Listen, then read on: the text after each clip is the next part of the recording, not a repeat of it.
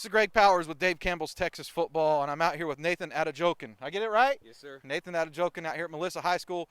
I'm going to go ahead and give you my game ball for tonight, offensive MVP honor, and a big win over the Terrell Tigers district matchup.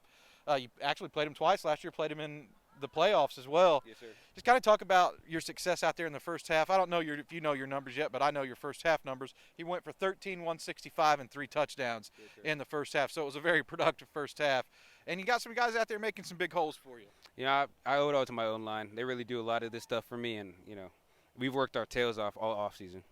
I noticed, man, right away whenever I came to the game tonight, you've picked up some size to your frame, man. What did you do in the off season to help you be successful out here in your senior year? Well, I think one thing I really struggled with last year was weight. Like when you get deep into the playoffs and you weigh like not that much, you start picking up injuries a lot. So I worked on weight and I worked on agility and finishing runs. So it really comes through. Is there any running back that you kind of pat in your game after you look up to, maybe college, NFL? Who do you can point to and say, maybe I resemble that guy a little bit? I like watching Alvin Kamara. Okay. I try to model myself after him. You guys didn't get as much in the passing game going tonight to the running backs because they were throwing to big Carson Maynard down the field, and you were gashing them in the middle. What does this team got to do to be successful down the stretch? You talked about last year in the playoffs. I know that it's about the ring this year. Like, you guys want to be able to make that run. You got a lot of upperclassmen that come back for their senior year. What do you guys need to do to make that happen? I think we really need to treat every opponent like, it's our last game, like we're playing a state championship, because you slack on a team like Terrell, they will beat you.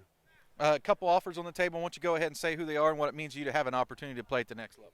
I have Army and then Navy, and I think those two schools are really good for me. So, I've been looking at them for a long time, and I just hope my recruiting process just continues getting higher. Two good options on the table right there, Army and Navy, playing one of the biggest rivalry games in the entire nation. Everybody's tuned in for that one every single year.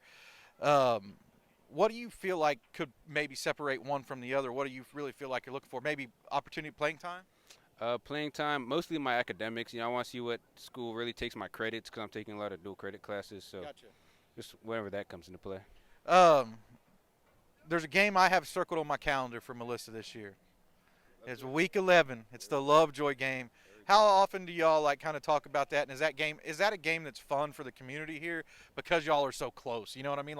Y'all are close not only in color scheme and that kind of stuff, but y'all are close location-wise. Yeah, that's a game we do talk about a lot. These stands are really going to be packed. That game's probably going to be sold out whenever we get there. So I think that's going to be a game where we're going to have a lot of fun and get to show what we do.